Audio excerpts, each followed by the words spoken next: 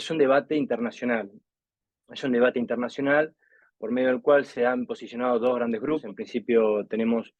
aquellos gobiernos de ciertas regiones que en virtud o en vista del panorama de inseguridad o bueno, para atacar, para afrontar la delincuencia o el crimen organizado, se han visto compelidos o a favorecer penas más duras, una política de penas más duras, entre las cuales está la ponderación de la pena de muerte. Por supuesto que hay una materialización también de estas penas duras, en el caso, materialización en términos de su ejecución, como es el caso de Estados Unidos en distintos estados, en Oklahoma, en Utah, en Texas, y por supuesto también de debate en otros tantos estados. Bueno, también cuando hablo de su ejecución en la materialización de la pena de muerte, no nos olvidemos de los casos de China o de Egipto. Estos dos últimos casos aplican la pena de muerte para delitos comunes vinculados al tráfico de drogas. Ahora bien, por otra parte, frente a ese escenario, frente a esa mano dura o esa política de mano dura que abogan ciertos gobiernos, encuentran movimiento, y por eso un poco con motivo de esta generosa invitación,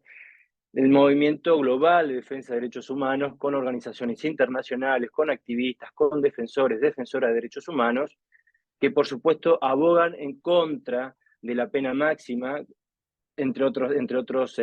motivos, por la crueldad, lo irreversible de este tipo de penas. Y desde luego que este debate a nivel internacional, bueno, no es ajeno, no resulta ajeno a nivel regional o interamericano, donde nos encontramos, donde se encuentra la República del Perú, donde se encuentra Argentina, donde, como dijimos, Estados Unidos le aplica la pena de muerte en esos estados con un tinte discriminatorio y arbitrario,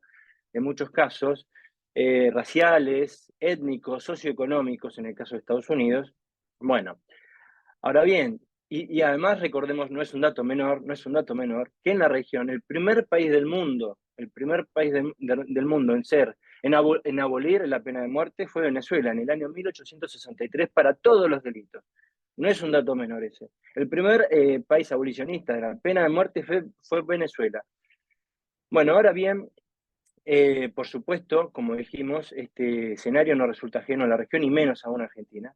frente a, bueno, a estos episodios de conmoción colectiva, como es el caso de Morena Rodríguez, una niña de 11 años que fue brutalmente asesinada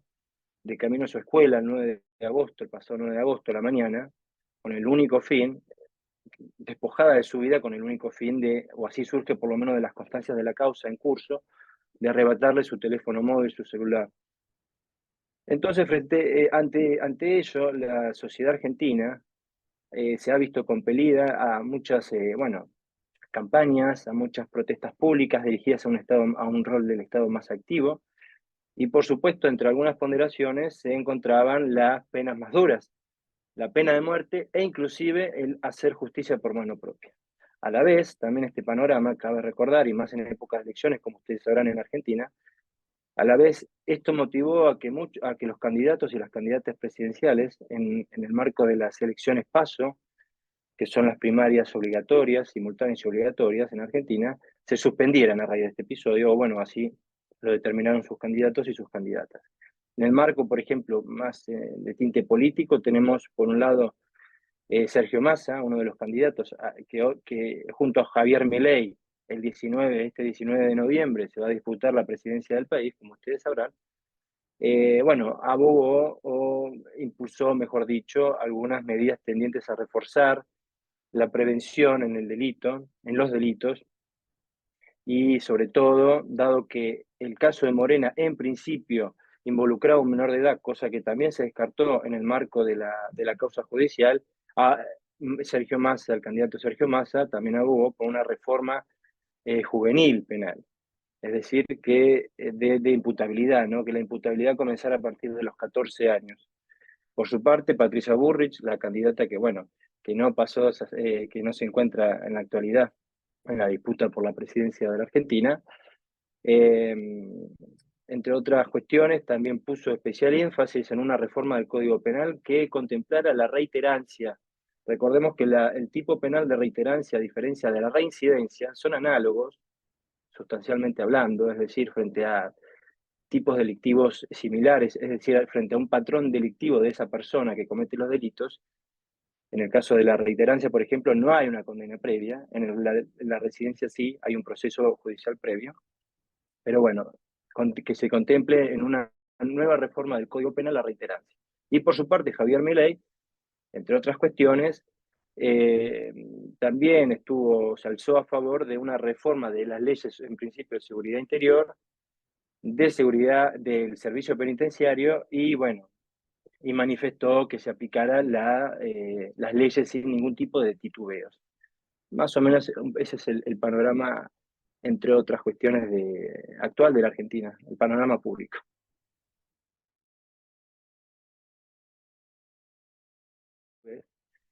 Entre las razones a favor de la pena de muerte, como lo dejábamos entrever en la primera pregunta, en el caso, en el caso un poco de esa política de la mano dura, encontramos tres razones en principal. Una es la retribución y la justicia para las víctimas y las familias, es decir, aplicar la pena de muerte como una suerte de justicia y de retribución, vale la redundancia. Después, como un efecto disuasorio, una medida disuasoria, es decir, a futuro para las posibles víctimas, y que en última instancia, al aplicar la pena de muerte y al tener ese efecto disuasorio, se respaldarían o se tutelarían también en última instancia los derechos fundamentales de las futuras y posibles víctimas. Y también una cuestión de soberanía estatal. Se pondera, entre otras de las razones a favor de la pena de muerte, la soberanía estatal, es decir, la pena de muerte dentro de un marco de políticas penales que son autónomas, que son propias del Estado y que el Estado tiene derecho a regularlas. Lo que, por supuesto, ya adelanto, eso va en contra de todos los tratados internacionales, de todos los tratados regionales, del objeto y fin, en el caso de Argentina, también del Perú, de todos los compromisos a nivel universal y regional en materia de derechos humanos. Esas son tres de las razones más sustanciales en las cuales he podido atisbar o vislumbrar el por qué. ¿Por qué aplicamos la pena? ¿Por qué aplicaríamos la pena de muerte? ¿Por qué su reimplantación? Ahora bien, a contrario sensu de lo que pasa, los razonamientos en contrario, negativos en términos de aplicar la pena de muerte, en ese aspecto, en principio encontramos desde luego el derecho a la vida, el derecho sustancial a la vida, recordemos que se encuentra regulado en el artículo 4, bueno, forma parte de los cimientos de los derechos humanos, el derecho a la vida. El derecho a la vida, como dije, también habría una falta de rehabilitación, o sea, se eliminaría la posibilidad de que el condenado o la condenada se reintegre, se reforme y se reintegre posteriormente a la sociedad, lo cual también iría en contra de los sistemas penales basados en derechos humanos. Por otro lado, la arbitrariedad y la discriminación en su aplicación, como dijimos también con el caso de Estados Unidos, que lo aplica para grupos, en principio, tiene un tinte discriminatorio en términos de etnia, de raza, de grupos socioeconómicos. También en términos de costos, se podría esbozar de costos para la justicia, es decir, frente a la pena de muerte, los gastos que rogaría articular, por ejemplo, recursos de apelación. A su vez, también, bueno, entre otras razones, ¿no? Por supuesto que también en el caso de Argentina, bueno, y no me quería olvidar tampoco una de las cuestiones también es el juicio justo. Es decir, a través del marco procesal donde se lleva a cabo la pena de muerte, se estaría contrariando en muchos casos las garantías judiciales que hacen al debido proceso adjetivo. Caso de China, por ejemplo. En el caso de China, como dijimos, la pena de muerte está vinculada al tráfico de drogas, es decir, que si un extranjero o una extranjera va a China, en principio, en su condición de extranjero o extranjera, se imaginan lo que puede ser un proceso en China para pena de muerte. Bueno, entonces, un poco con ese panorama, en el caso de Argentina también cabe recordar, indefectiblemente cabe reparar en la Constitución de 1853, en su artículo 18. El artículo 18 de la Constitución argentina, aún hoy vigente, que está referida o es atinente a las garantías judiciales, a la defensa en juicio,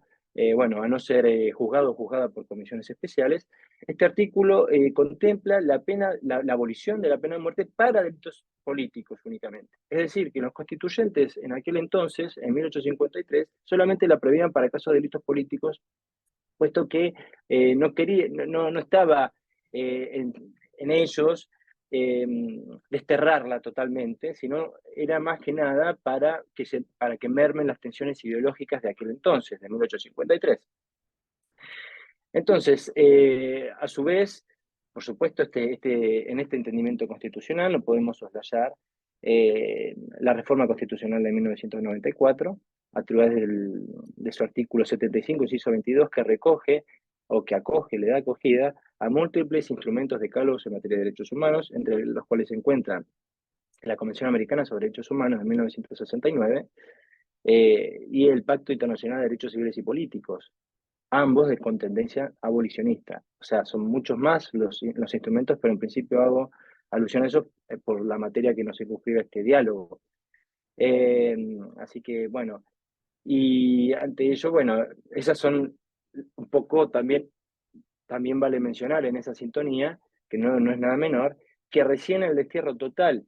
de la pena de muerte en Argentina fue en 2008, a través de la derogación del Código de Justicia Militar, cuyo artículo 476 establecía la pena de muerte para los casos de traición a la patria en tiempos de paz por fusilamiento. Se derogó en el artículo 476. No, ilustrativamente también es menester recordar que Argentina la última vez que aplicó la pena de muerte fue el 22 de julio de 1916. Ahora bien, uno dice, bueno, se puede preguntar, bueno, si la última vez que se aplicó fue en 1916 y la derogación fue en 2008, ¿qué pasó en ese tramo? Bueno, hubo una abolición, podemos decir, entre comillas, de facto, es decir, no se aplicó la pena de muerte. Más allá, por supuesto, que uno no puede soslayar, y menos en el campo de los derechos humanos, las dictaduras, los gobiernos de facto, las ejecuciones extrajudiciales, pero bueno, con un proceso judicial, la última vez que se aplicó fue en 1916. Y la derogación fue en 2008. La derogación del Código de Justicia Militar, que eran los últimos vestigios, por así decirlo, en pena de muerte, casos de traición como dije, traición a la patria en tiempos de paz, que creo que la Constitución Política del Perú, en el artículo 140, que también después haremos, si les parece mención, los contempla para terrorismo y traición a la patria en casos de guerra, si mal no recuerdo, la reforma del 93 del Perú.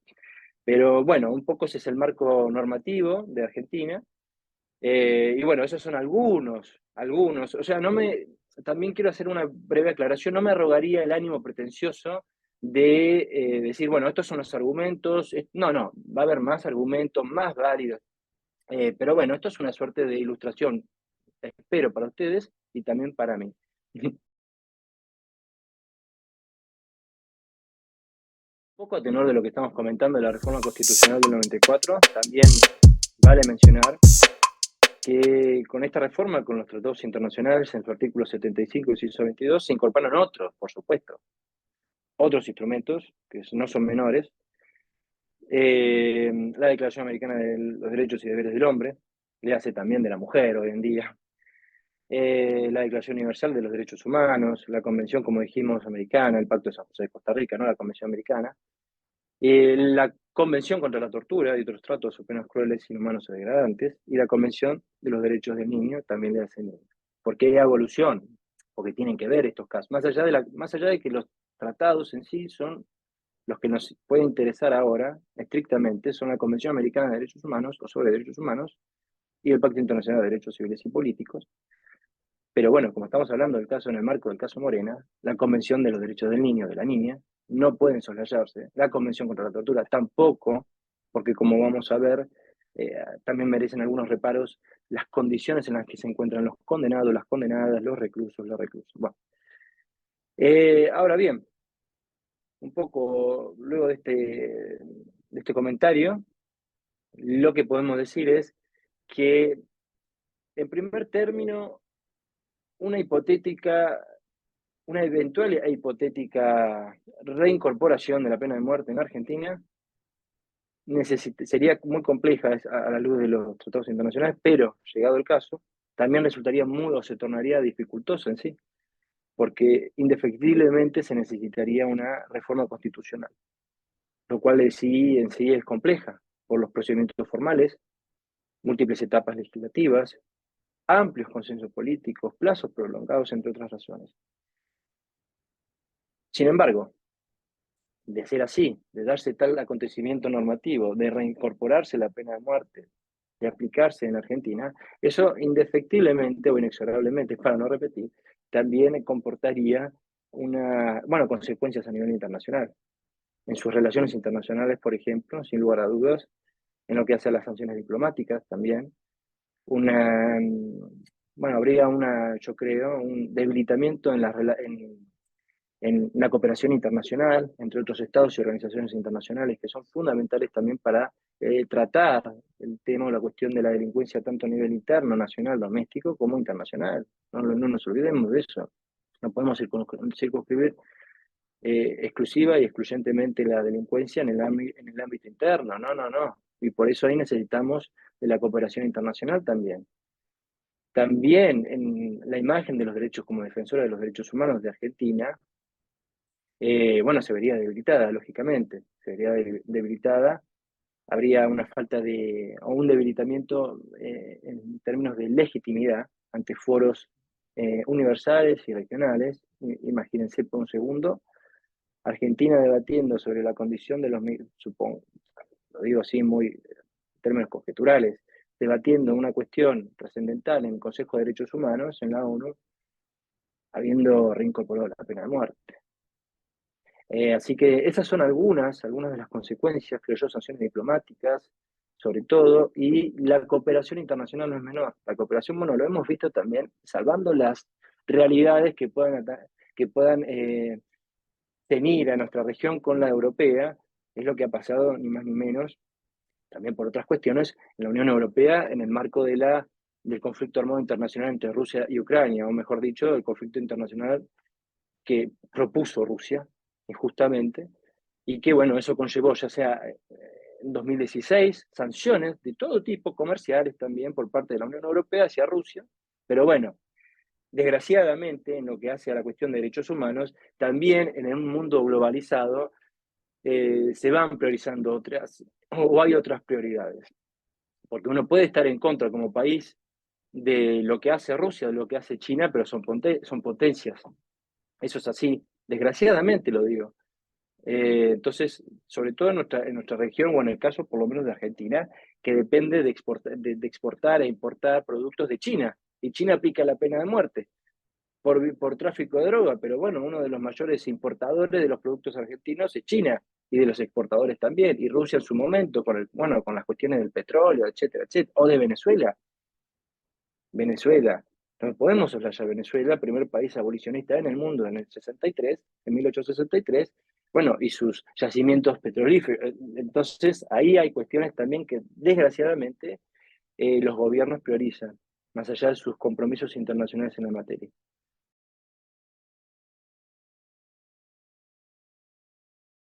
Hay dos puntos troncales en los cuales me quiero focalizar. Por un lado, de los que se desprende la doctrina, ¿no?, de la Corte, del Tribunal Interamericano. Por un lado es la prohibición de la aplicación de la pena de muerte para delitos comunes,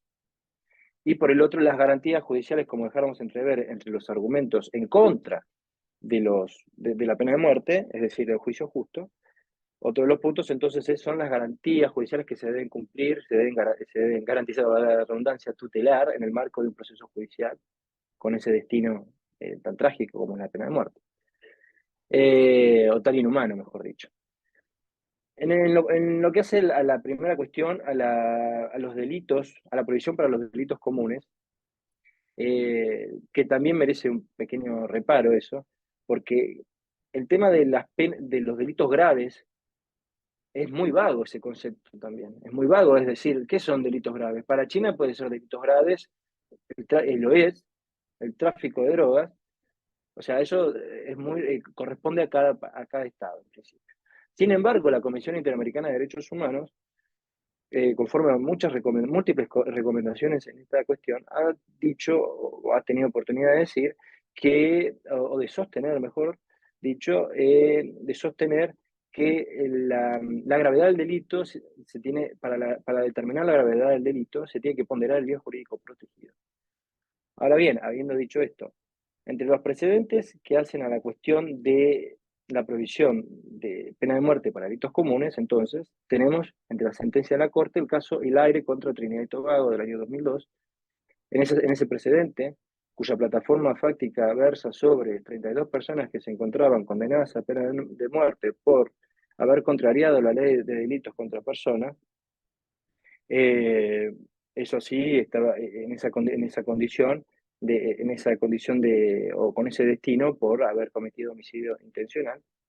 El Tribunal Interamericano atribuyó responsabilidad al Estado caribeño porque, o en razón de que esa normativa no establecía, no tipificaba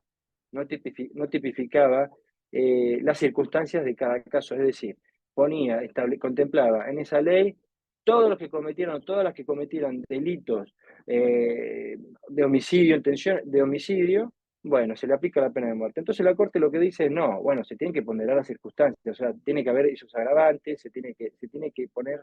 ser más específica la normativa a los efectos de aplicar semejante pena. Entonces, él atribuyó responsabilidad internacional a Trinidad y Tobago, así también el mismo temperamento jurisdiccional adoptaría la Corte en el caso de 2007, Boyce contra Barbados, por mismas razones, porque la normativa de Barbados contemplaba la pena de muerte, pero no tomaba en consideración las circunstancias especiales o circunstancias especiales para aplicarla, sino que lo hacía de modo genérico para los delitos de homicidio. Ahora bien, en lo que respecta a las garantías judiciales, uno de los casos que se puede nombrar o que se puede enunciar es el de Fermín Ramírez contra la República de Guatemala en el año 2005. En ese caso, también la Corte determinaría la responsabilidad internacional del Estado centroamericano, por cuanto, o ya que el Ministerio Público Fiscal de aquel país, en el marco de un proceso judicial que se estaba llevando a cabo al actor de la causa, es decir, a Fermín Ramírez, esa persona estaba en el marco de un proceso judicial con una pena de entre 30 a 50 años. El Ministerio Público Fiscal, ¿qué hizo? Luego del devenir procesal, al momento de presentar los alegatos, cambia la calificación jurídica, es decir, que pasa de la pena de 30 a 50 años de Fermín Ramírez a pedir la pena de muerte por presunta peligrosidad criminal. Entonces lo que dice la Corte, o lo que sostiene o afirma la Corte, es, bueno, ahí no hubo elementos objetivos idóneos, hay un delito penal de autor que contraría el objeto y fin de la Convención Americana sobre Derechos Humanos, por lo que concluye también el Tribunal Interamericano, en base a los artículos 8 y 25, no nos olvidemos, cuando hablamos de garantías judiciales, 8 y 25 del Pacto de San José de Costa Rica, que se violó, que se conculcó el debido proceso objetivo de esta persona, de Fermín Ramírez, porque, bueno, por este delito, por esta presunta peligrosidad, sin ningún elemento objetivo que sustentara la petición del fiscal en la causa. Ahora bien, entonces, con estos tres someros precedentes que mencionamos, y a la luz un poco del temperamento de la Corte, tenemos que considerar que al momento que un estado parte de la Convención, por ejemplo, o un estado, bueno, digamos a grandes rasgos, un estado de la Organización de Estados Americanos de la OEA, al tiempo de regular la pena de muerte, se encuentra sujeta a estrictos criterios, a la luz de la jurisprudencia de la Corte y a la luz de la Convención Americana de Derechos Humanos. Al igual que también pasa, no nos olvidemos, con el artículo 6 del Pacto Internacional de Derechos Civiles y Políticos. Entre ellos que no se puede aplicar la pena de muerte para menores de edad al tiempo de cometerse el delito, no se puede aplicar pena de muerte para mujeres embarazadas, no se puede, si se abolió la pena de muerte, como hacías alusión, Luciana, en el año 1979 con Perú, es un caso también muy ilustrativo porque en la opinión consultiva 14 del 94, la Corte, precisamente, atribuye responsabilidad a la República del Perú, porque, como dijeras vos, la República del Perú había abolido en el 79 la pena de muerte y la restaura en el año 1993 en su artículo 140, para caso de terrorismo y traición a la patria en caso de guerra. Entonces la Corte lo que dice ahí es que, bueno, si un Estado abolió la pena de muerte, no la puede reinstaurar. Entonces atribuyó responsabilidad también al Estado peruano. Por supuesto que las opiniones consultivas, bueno, vale señalar o vale recordar, las opiniones consultivas no son vinculantes, más allá de su importancia, no son vinculantes como sí lo son las sentencias de la Corte, por supuesto, la faz contenciosa de la Corte. Por otra parte, también, ¿qué deja la jurisprudencia de la Corte? Bueno, por un lado, también la Corte, a través de las sentencias, a través de su fase contenciosa, como la consultiva también, ha impulsado que muchos estados que aún regulan la pena de muerte, que aún tienen contemplada la pena de muerte en sus ordenamientos jurídicos, hayan establecido moratorias de facto, es decir, suspensión en las ejecuciones. Eso es muy importante, en el caso de Guatemala, por ejemplo. Y en definitiva, en suma, la Corte ha abogado activamente por la abolición, en sintonía con la Convención Americana sobre Derechos Humanos, la abolición total de la pena máxima, como así también ha impulsado a que los estados de la OEA ratifiquen o adhieran al protocolo adicional a la Convención Americana sobre Derechos Humanos, tendiente a la abolición de la pena de muerte.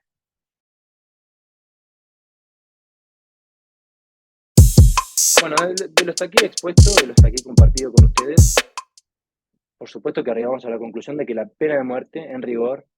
no es la solución para los complejos episodios de inseguridad que se dan en la región y en particular en este caso en Argentina que estamos hablando, sino que es necesario un abordaje interdisciplinario de la cuestión. Ahora bien, por un lado, entonces, podemos sopesar entre algunas medidas que para alternativas a la pena de muerte, podríamos sopesar, por un lado, la rehabilitación en prisión, es decir, aquellas medidas tendientes, aquellas medidas o aquellos programas educacionales, vocacionales, de asesoramiento, de apoyo social, etcétera, tendientes a reparar o a focalizarse en las causas subyacentes a la delincuencia.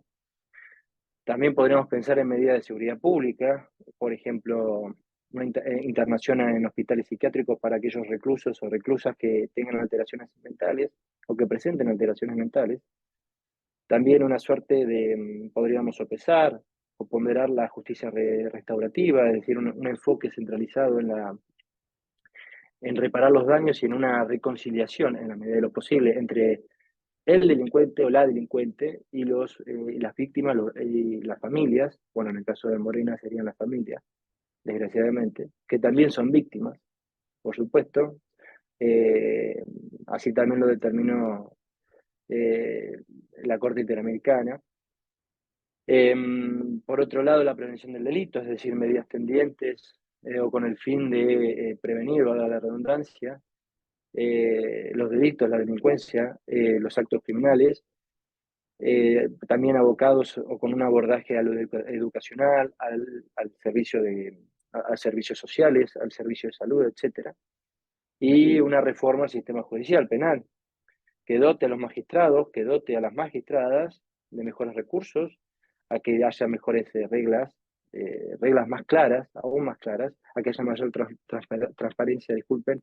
en las contiendas judiciales, etcétera. Ahora bien, si me permiten, para terminar, más allá de estas alternativas y un poco haciendo o atento al primer